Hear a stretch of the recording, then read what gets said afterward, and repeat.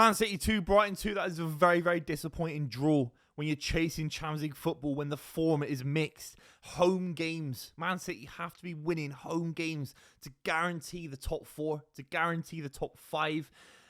And you look at the chasing pack. I don't think we've ever seen a Premier League more competitive with the Champions League positions in the history of the competition. Now, back in the early 2000s, you have 3 or 4 great sides. Benitez at Liverpool, Mourinho at Chelsea, Ferguson at Manchester United, Wenger at Arsenal, all going for the top 4. But never, ever, ever have you got, 9 sides all fighting for the top 4, top 5 positions. Obviously, Liverpool and Arsenal are slightly different. They're guaranteed in a whole different way. But Forest, they're a wild card side. Chelsea are in there as well. Man City can't be drawing games at home to Brighton. I thought the performance was good today. It's not the worst performance in the world.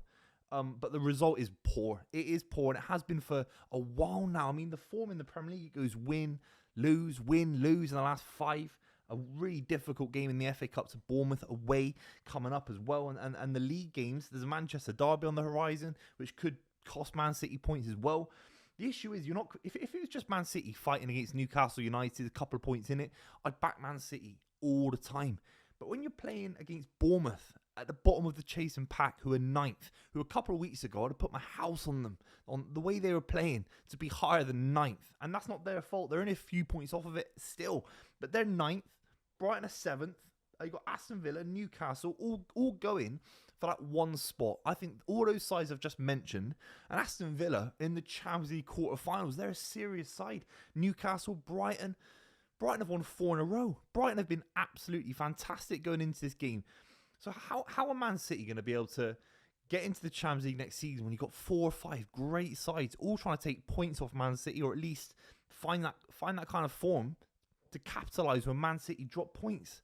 It is frustrating because I think Guardiola knows the home games matter now, especially in the business end of the season.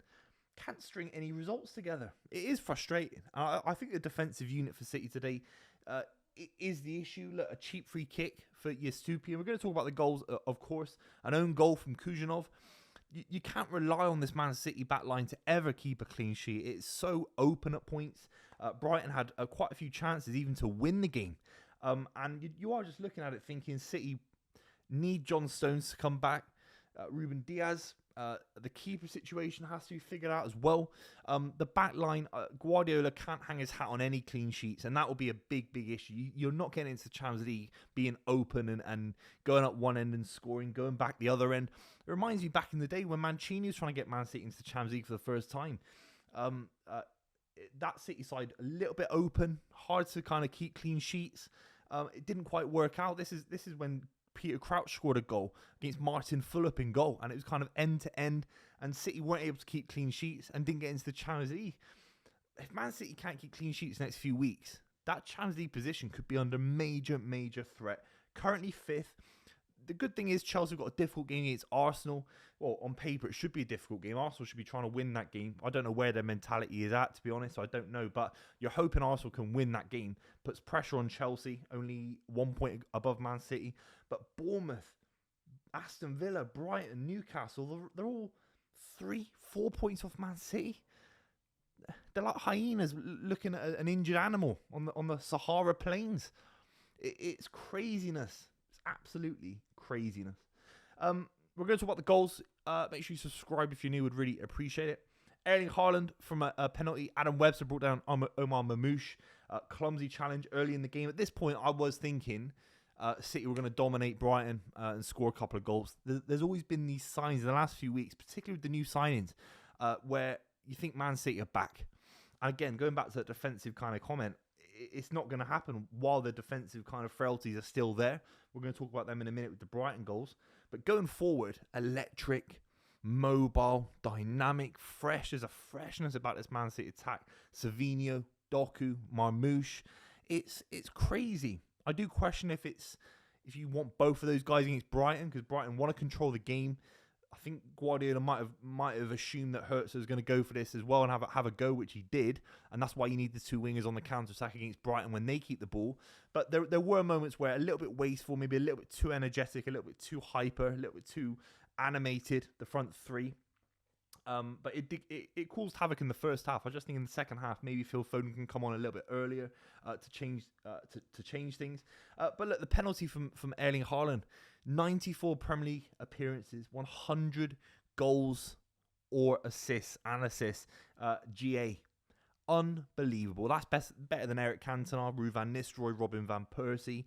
It's right up there with the greats in the history of Premier League football. Alan Shearer, 100 in 100. Erling Haaland, 100 in 94. So yeah, I know it's a penalty, but sometimes when you get over these milestones, to see that number, goal involvements, in only 2.5 years. If you extrapolate that out, you're talking 400, 500 goal involvements if he sees out his kind of lifetime contract at Man City. It's scary. Again, I know it's only a penalty, but these numbers, they all add up, and it's absolutely unbelievable.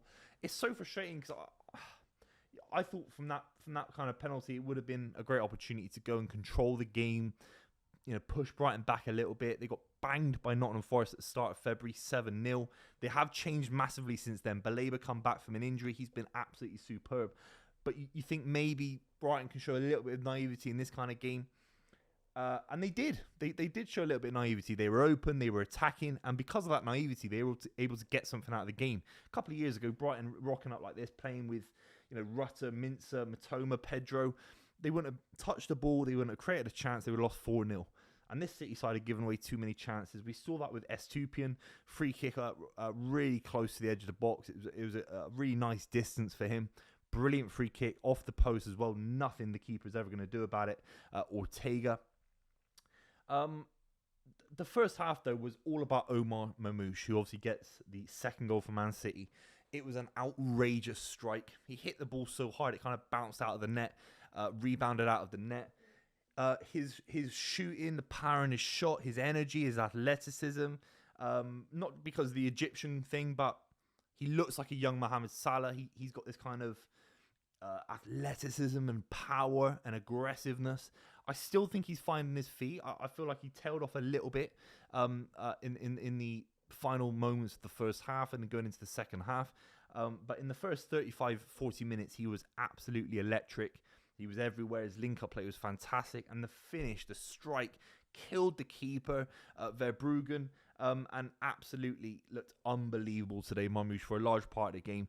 I think as he gets into the Premier League in the next couple of seasons, his fitness, he'll be able to stay in these kind of elite moments into the 85th minute, the 90th minute, like someone like Mohamed Salah does, or the great forwards in Premier League football at the moment. It's just ironic that two of them are from Egypt. But Mamouche has got this kind of brilliant athleticism, and he's such a joy to watch. He really is. And then we have to talk about the Kujanov own goal. Again, it's route one. Corner comes into the box of Brighton. It's unlucky. There's nothing Kujanov can do. Sometimes own goals can be poor defending, poor body position. But Kujanov was very unlucky. The ball's gone into his kind of, as he's walking or as he's kind of semi-running, it's bounced off his thigh. There's nothing he can do. He looked very, very angry, animated. It's the kind of bad luck that City didn't need because City weren't able to create many more chances after that. Phil Foden, Kevin De Bruyne brought on, didn't really create too many chances. And actually, João Pedro had a fantastic chance in the second half to make it 3-2, which we're lucky didn't happen. If City don't get into the Champions League next season, it's a real, real blow. I don't know about the financial aspects, because if you have 10 years in the Champions League that Man City have had and then one out, I don't know what that is financially as an accountant. I'm not an accountant, but it isn't great. It isn't great, and it takes the club a little bit backwards when I think City are in a fantastic position to challenge next season in the Premier League and to do big things. Even this season in the FA Cup, get to a cup final at Wembley, have Nico Gonzalez, Kujanov, Doku, Savinho, have these guys in a final at Wembley. It's a big moment and could spearhead a Premier League charge next season. No FA Cup final, losing to Bournemouth next week in the FA Cup, coming 7th, God forbid. That could happen still, 100%. Newcastle win a trophy as well. It just changes the dynamic. It really does. They get galvanised to get into the Champions League. Very interested to see what you think in the comments down below. Will Man City make it into the Champions League? I'll see you very, very soon.